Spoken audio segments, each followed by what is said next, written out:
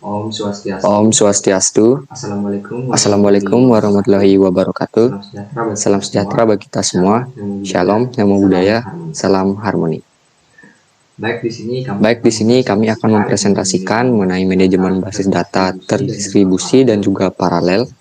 Nah, sebelum itu, saya akan memperkenalkan anggota kelompok terlebih dahulu. Perkenalkan, nama saya Ibnu Masuda Pratama dengan NIM 211509115 sebagai moderator dan juga pembawa materi kedua. Selanjutnya itu Kadek Karisma Bramanda dengan NIM 211509116 sebagai pembawa materi ke-1.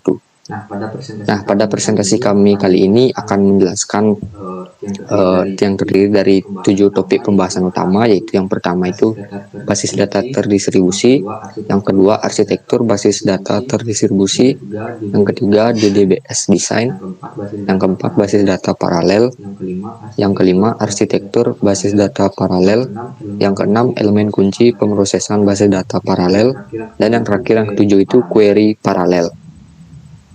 Nah, untuk yang pertama yaitu basis data terdistribusi akan dijelaskan oleh Karisma Bramanda selaku pembawa materi 1.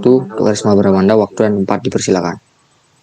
Baik, terima kasih atas waktunya Yuda. Di sini saya akan menjelaskan yang pertama basis data terdistribusi.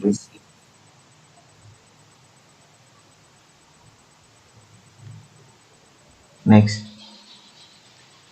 Yang konsep basis data terdistribusi, sistem basis data terdistribusi atau DDBS adalah basis data yang disimpan secara fisik di beberapa sistem komputer di beberapa situs yang sejumlahnya elemen proses yang terkoneksi melalui jaringan komputer dan saling bekerja sama dalam melakukan suatu tugas. Setiap situs biasanya dikelola oleh DBMS atau database manajemen sistem yang mampu berjalan secara independen dari situs lain.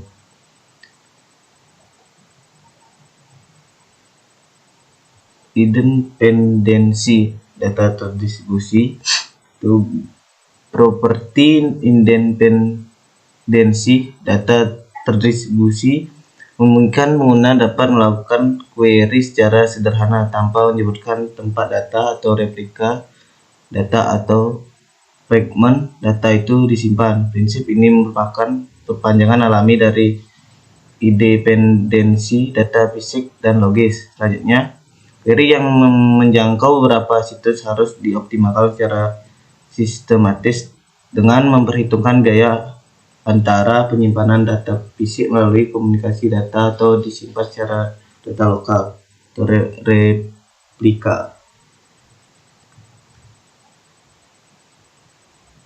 Otomisitas transaksi terdistribusi. Properti otomatis transaksi terdistribusi memungkinkan pengguna dapat melakukan transaksi tulis, update atau akses data terhadap data terdistribusi seolah-olah data disimpan secara lokal. Efek transaksi terhadap data terdistribusi harus bersifat atomik, artinya semua perubahan tetap ada jika transaksi dilakukan dan tidak ada yang bertahan jika dibatalkan. Efek transaksi terhadap data terdistribusi harus bersifat otomatis, yaitu pertama perubahan secara persisten terhadap data remote dan data lokal jika transaksi telah commit, atau tidak terjadi perubahan sama sekali jika transaksi gagal tidak dapat commit. Walaupun secara umum kedua hal tersebut harus dipenuhi, tapi pada situasi jika terjadi lalu lintas data. Yang kedua, arsitektur basis data terdistribusi. Yang pertama, sistem client service memiliki satu atau banyak proses pada klien dan satu banyak proses pada server. Klien berurusan dengan antarmuka dengan user dan server, mengolah data dan eksekusi transaksi. Arsitektur ini populer karena relatif sederhana untuk diimplementasikan karena ada pemisahan fungsi yang jelas dan server yang tersentralisasikan. Yang kedua, sistem kolaborasi server. Pada sistem client server tidak memungkinkan satu query pada klien dijalankan oleh multiple server karena tidak ada mekanisme kolaborasi antar server. Pada sistem kolaborasi server, query dikomposisikan menjadi subquery dan disebar ke server yang berbeda sesuai fungsinya. Secara idealnya, dengan komposisi subquery harus memperhatikan biaya komunikasi jaringan dan biaya pengolahan lokal. Yang ketiga, sistem middleware. Sistem middleware dirancang untuk memungkinkan suatu query dijalankan pada multiple server dengan server-server basis data tidak mengolah eksekusi pada multi tempat. Untuk koordinasi subquery dan eksekusi join dilakukan oleh perangkat lunak tersendiri yang disebut middleware. Yang ketiga, DDBS design. Jenis database terdistribusi sepertinya dibahas pada bagian sebelumnya. Dalam sistem basis data terdistribusi, data dan perangkat lunak distribusi melalui beberapa situs yang terhubung oleh jaringan komunikasi. Namun DDBS dapat menggambarkan berbagai sistem yang berbeda satu sama lain dalam banyak hal, tergantung pada berbagai faktor seperti tingkat homogenitas, tingkat otonomi daerah, dan sebagainya. Berikut dua jenis database terdistribusi yang paling umum. Ini gambaran DDBS homogen. Penjelasan DDBS homogen. DDBS homogen adalah bentuk paling sederhana dari basis data terdistribusi di mana terdapat beberapa situs masing-masing menjalankan aplikasinya pada perangkat lunak DBMS yang sama. Sistem DDBS homogen. Semua pihak atau lokasi memiliki perangkat lunak yang identik. Mereka mengenali satu sama lain dan setuju untuk bekerja sama dalam mengolah permintaan pengguna. Setiap situs menyerahkan bagian dari otonomi dalam hak untuk mengubah skema atau perangkat lunak pengguna sebagai sistem tunggal. Ini gambaran DDBS heterogen. Penjelasannya, dalam sistem basis data terdistribusi heterogen, sistem yang berbeda berjalan di bawah kendali DBMS yang berbeda pada dasarnya secara mandiri dan berhubungan entah bagaimana untuk memungkinkan akses ke data dari banyak situs. Situs yang berbeda memungkinkan menggunakan skema yang berbeda dan perangkat lunak DBMS yang berbeda. Situs memungkinkan tidak mengetahui satu sama lain dan mereka hanya menyediakan fasilitas terbatas untuk kerjasama dalam pemrosesan transaksi. Dengan kata lain, dalam DDBS heterogen, setiap server situs adalah DBMS terpusat yang independen dan otonomi yang memiliki pengguna lokal, transaksi lokal, dan administrator basis data atau DBA sendiri. Situs DDBS heterogen dalam sistem database terdistribusi heterogen, setidaknya salah satu database menggunakan skema dan perangkat lunak yang berbeda. Sebuah sistem database yang memiliki skema yang terdapat menyebabkan masalah bagi pemrosesan query.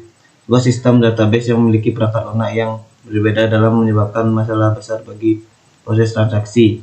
Setiap pihak memungkinkan tidak mengenal atau sama lain dan memungkinkan hanya memberikan fasilitas terbatas untuk kerjasama dalam proses transaksi.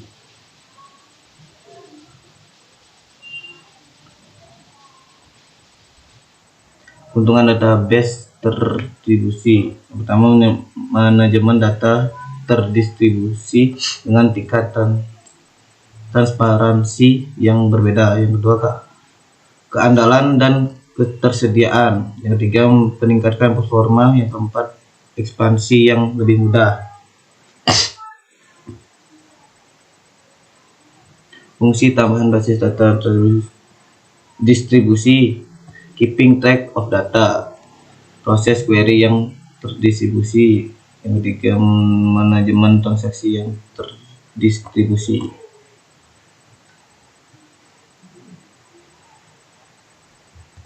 Selanjutnya pembahasan yang kedua dijelaskan oleh teman saya.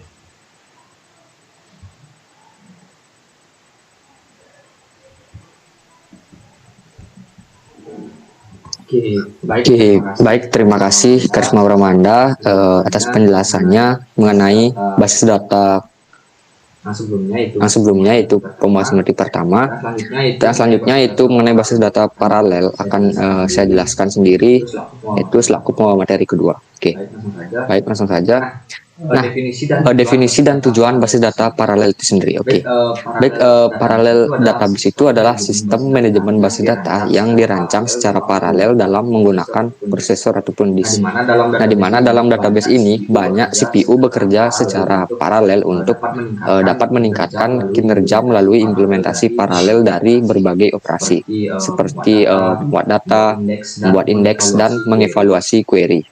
Nah, dengan definisi tersebut didapatkan tujuannya itu yaitu untuk memastikan bahwa sistem basis data yang dapat terus bekerja dengan kecepatan yang dapat diterima meskipun ukuran basis data dan jumlah transaksi yang meningkat, sehingga basis data tersebut dapat bekerja dengan kecepatan yang diterima. Oke. Lanjut. Di mana keuntungannya yang selanjutnya itu dari database paralel ini itu yang pertama yaitu peningkatan throughput atau skala up. Yang kedua yaitu peningkatan waktu respons karena paralel dalam satu CPU itu sehingga responnya lebih cepat. Gitu. Yang ketiga itu peningkatan kinerja dan substansial. Yang keempat peningkatan ketersediaan sistem. Yang kelima fleksibilitas yang sangat besar karena menggunakan paralel. Yang keenam memungkinkan untuk melayani sejumlah besar pengguna. Nah di sisi lain juga terdapat kerugian dari database paralel ini. Yang pertama yaitu lebih banyak biaya yang dilakukan di awal karena harus mendistribusikan satu persatu. Yang kedua yaitu masalah interferensi, dan yang ketiga kecolongan dalam distribusi data. Oke, yang selanjutnya itu arsitektur database paralel. Nah, yang pertama itu arsitekturnya itu shared memory multiple CPU. Nah, di mana multiple CPU ini seperti yang terdapat pada gambar, di mana disk storage akan interconnection network dengan CPU. Lalu oleh karena itu keuntungan dari arsitektur share memory multiple CPU ini adalah yang pertama itu komunikasi antar CPU sangat efisien, di mana data dapat diakses oleh CPU apapun tanpa dipindahkan dengan perangkat lunak gitu. Jadi bisa langsung diakses. Yang kedua itu overhead komunikasi yang rendah karena memori utama dapat digunakan untuk tujuan ataupun layanan sistem operasi dapat dimanfaatkan untuk memanfaatkan CPU tambahan. Nah, yang kedua juga ada keterbatasannya dari arsitektur share memory multiple CPU ini. Yang pertama yaitu akses memori menggunakan mekanisme berkecepatan sangat tinggi, di mana sehingga akan sulit dipartisi tanpa kehilangan efisiensi. Oke, yang kedua karena bus komunikasi atau jaringan interkoneksi digunakan bersama oleh semua CPU, nah sehingga arsitektur memori bersama tidak dapat diskalakan melebihi 80 atau 100 CPU secara paralel. Yang ketiga itu penambahan CPU yang lebih banyak menyebabkan CPU menghabiskan waktu menunggu giliran untuk mengakses suatu memori. Nah, yang kedua itu arsitekturnya share disk multiple CPU. Nah, hampir mirip dengan sebelumnya, di mana terdapat individual memory, lalu CPU, baru interconnection network ke disk storage. Nah, di mana keuntungannya arsitektur share disk multiple CPU ini, yang pertama itu arsitektur share disk ini mudah untuk menyeimbangkan beban karena data tidak harus dibagi secara permanen di antara CPU yang tersedia. Nah, selanjutnya itu karena setiap CPU memiliki memori sendiri, nah sehingga memori bukanlah hambatan. Oke, untuk yang selanjutnya menawarkan solusi biaya yang rendah untuk memberikan tingkat toleransi kesalahan. Jika terjadi kegagalan CPU ataupun memori, CPU lain mengambil alih tugasnya karena basis data ada di disk yang dapat diakses dari semua CPU. Nah, di sisi lain juga keterbatasan dari arsitektur shared disk multiple CPU ini, itu yang pertama menghadapi masalah yang sama dari hambatan interferensi dan perebutan memori, di mana karena jumlah CPU meningkat, dan semakin banyak CPU yang ditambahkan, maka CPU yang ada diperlambat karena peningkatan untuk akses memori dan bandwidth dari jaringan. Dan selanjutnya itu arsitektur shared disk ini juga memiliki masalah tentang skalabilitas, di mana interkoneksi ke subsistem disk menjadi hambatan, terutama ketika database membuat sejumlah besar akses ke disk. Oke. Dan selanjutnya itu shared nothing multiple CPU. Di mana terdiri dari individual memory langsung ke CPU dan juga ke disk storage, lalu dan juga kembali lagi interconnection ke network, dan juga kembali lagi CPU, disk storage, dan juga individual memory.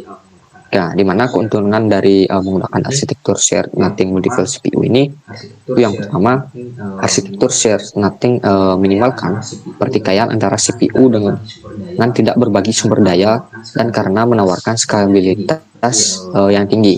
Seperti pada gambar sebelumnya itu CPU-nya pada setiap masing-masing dipisahkan oleh koneksi. Yang selanjutnya itu karena referensi disk lokal dilayani oleh disk lokal di sub CPU itu, arsitektur share nothing mengalami batasan yang mengharuskan semua input atau output melalui jaringan interkoneksi tunggal, di mana hanya query akses ke non disk lokal dan relasi yang melewati jaringan.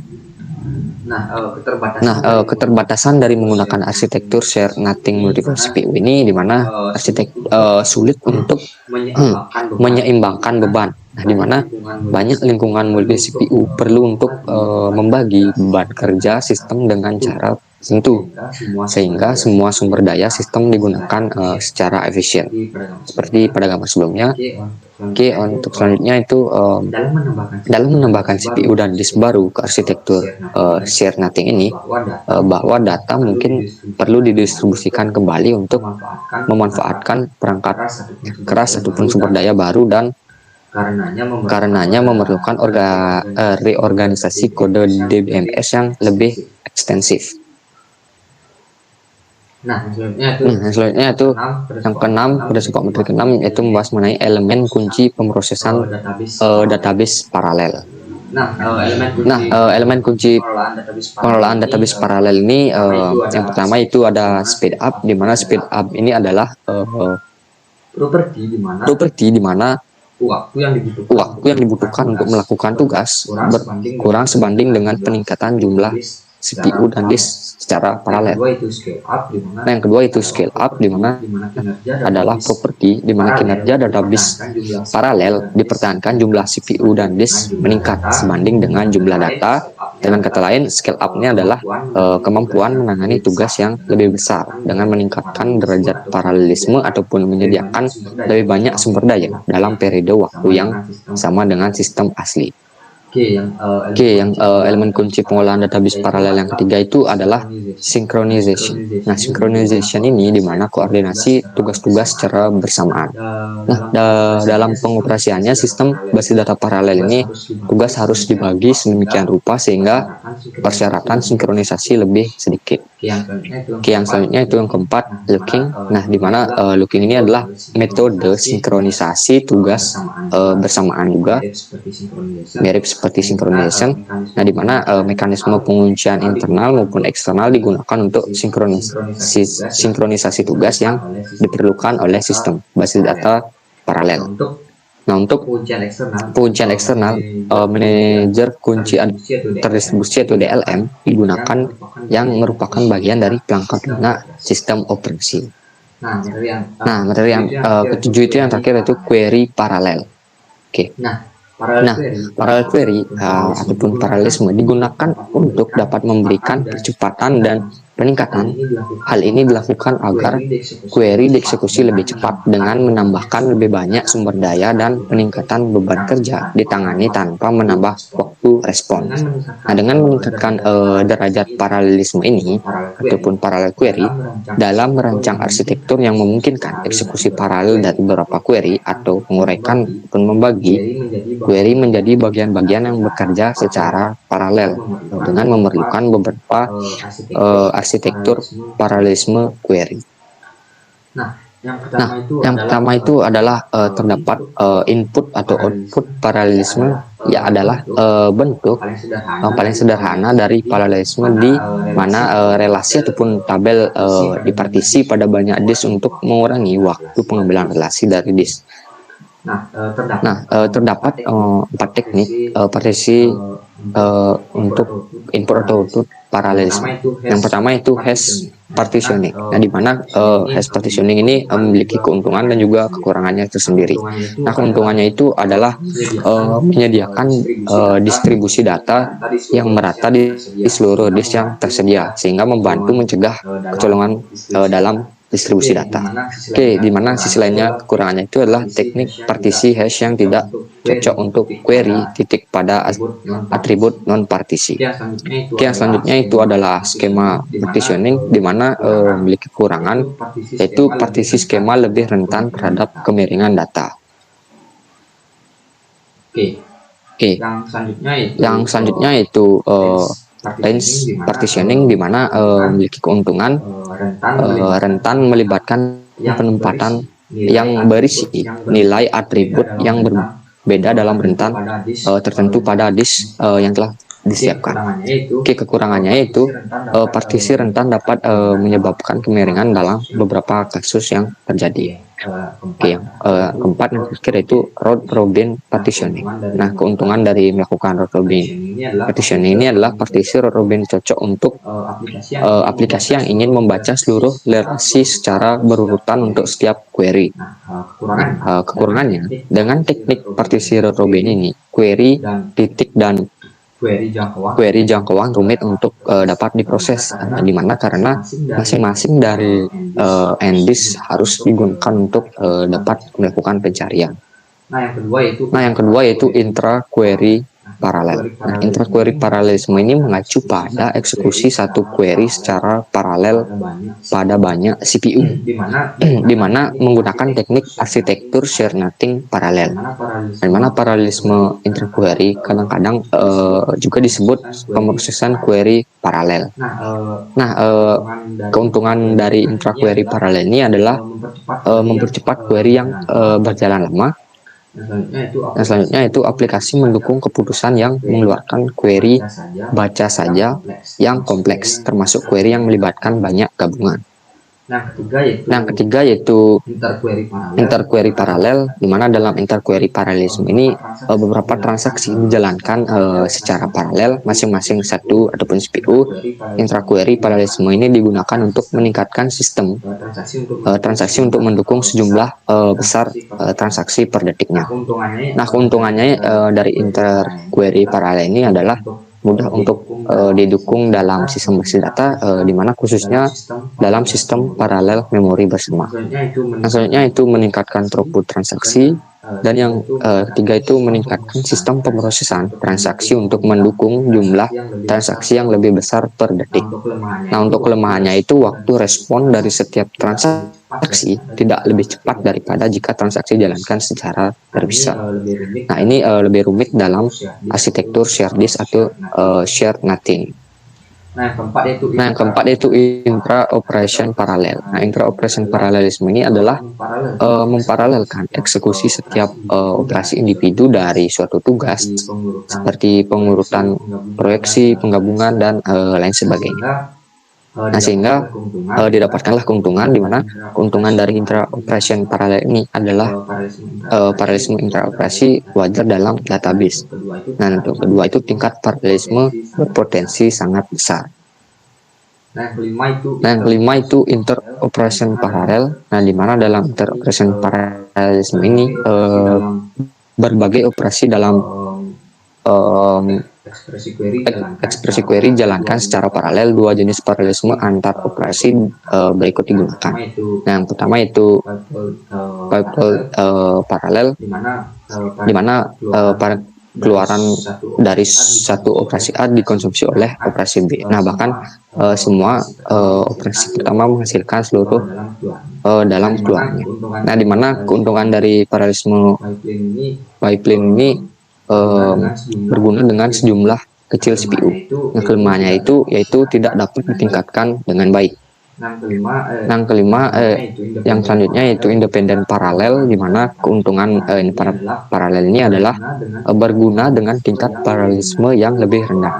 Kekurangannya itu yaitu independen tidak memberikan tingkat paralelisme yang tinggi. Nah, ini kurang berguna dalam sistem yang sangat paralel. Baik, sekian presentasi dari kelompok ini. Jika terdapat kesalahan kata, kami mohon maaf, dan kami tutup dengan Parama Santi. Om Santi Santi Santi Om. Assalamualaikum warahmatullahi wabarakatuh. Salam sejahtera bagi kita semua. Shalom, namo buddhaya, dan salam harmoni.